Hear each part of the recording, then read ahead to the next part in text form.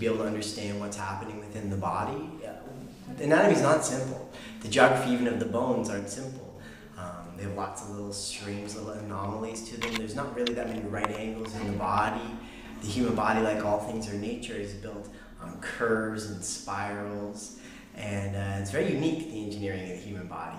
So by being able to see, like X-ray vision underneath the skin and the muscle, we can see the bones, and even the muscles themselves are pretty complex. To try to consciously focus on individual groupings or individual muscles during your practice is pretty difficult, at least at first.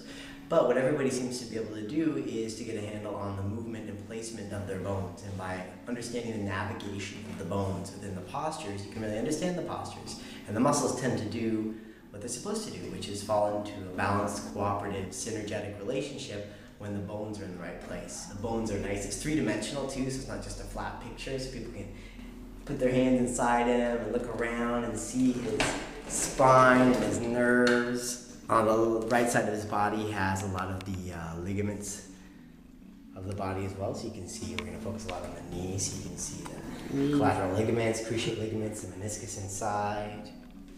Yeah, his spine is movable too, so it's turning into like it's a pretty amazing guy.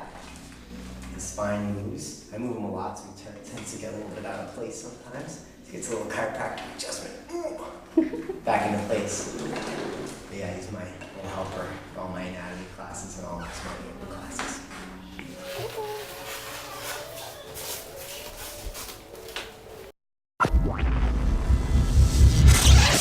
So I've obviously got a couple of tools now.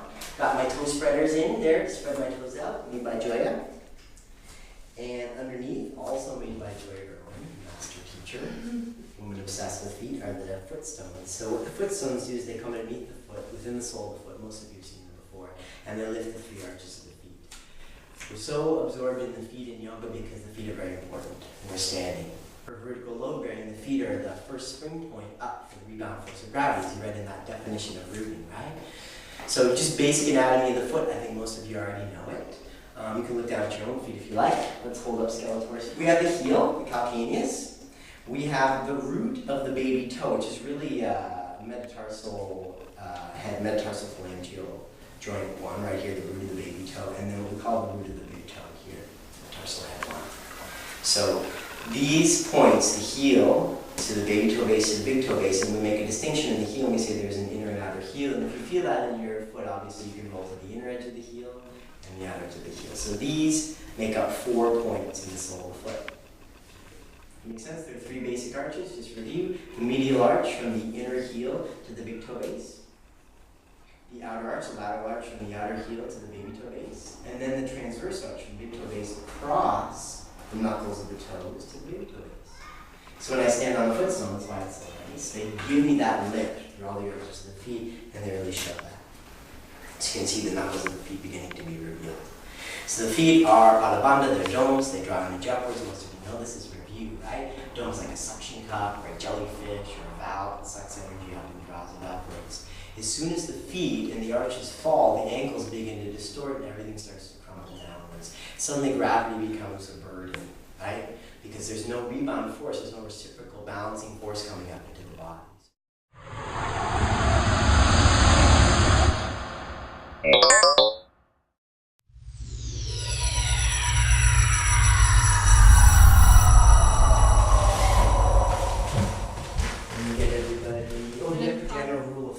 Is the knee should face in the same direction as the toe, especially the side. So sunny. The reason you come to vertical first is I want the rebound force. If I start here, it's pretty hard to connect, isn't it? Right? My back just jams. If I come to vertical, I can at least get a rebound force up through the finger. Good, now I'm going to keep that rebound force a strong line. Kidneys up, shoulders back, all this stuff. Then hands to namaste and begin to sink. So you're just tractioning length through here, but keep the connection. One of the tricks we're going to use, and I'm going to use it gently, is what Ron Reed used to do to me a lot, which was push down on me in the poses. So I wouldn't do it half as hard as he did it. But he would come in a pose like this, say hypothetically, and he'd push down on my shoulders. And what I would have to do to protect my lower back would draw my belly in and find strength.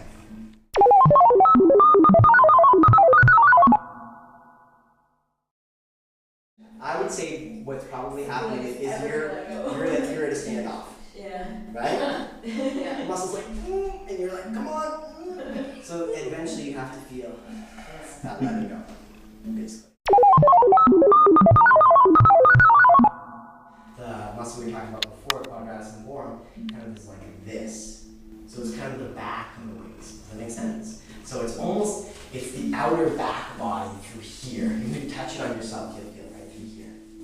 That area, now stand up for a second and make that area, even if it's on one side, tight. Stand up and do it. So because it's the side body as well, you kind of shorten the waist, but you're also shortening, pulling through the lower back a bit. It's kind of like this, isn't it? It's a funky chicken and accordion collapse. Because it's not just purely side body. The body doesn't really, we kind of simplify like that, doesn't really do that. So that's the tightening that'll tend to want to happen. See this tighten on my right side? When the body doesn't get the benefits of trying. And you could turn the chest up now. I just don't know what the possible benefits could be. Can you see? Right? And when I think I know that I'm tight through here, and I haven't had a pose yet, it's really addressing this tightness. So I'm doing this, I'm jamming the ribs in here. I don't know, I'm avoiding the real tightness of my body. I'm just pushing my belly outwards. I'm getting not much of a twist. Really, am I really getting a big twist here? You see that when we do spinal twists, they're really affecting the outer hips, and this isn't. Iliacus, sometimes what they call iliopsoas.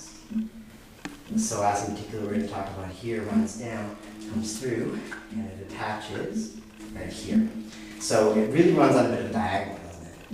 And when you square the hips completely forward and try to stretch it, it's hard to get a full stretch of the psoas. What sometimes happens when the hips are squared forward is people overstretch hip flexor on the quadriceps, rectus femoris, that runs here, and it's pretty thick, pretty weak hip flexor. So have you ever done lunges aggressively and felt like, ooh, right here, right at the point, front hip, ASIS, this little hip bone here, it's like almost you're overstretching. Have you ever felt like that? We really want to get into this big, thick, juicy muscle of the psoas that runs along there. Is I will put my hand on your fingertips, some of you had this before, and I want you to charge up strength from the back leg and the fingertips. When I want you to push my hand, I want you to do it from your back leg. Some of you can sink your feet. The same idea, if I push hard enough, your shoulders will start to become tense and your lower back might start to hurt. So we're going to hold for one more breath, and you're pushing into my hand from the back leg. Charge up that back leg, draw the belly in, last inhale.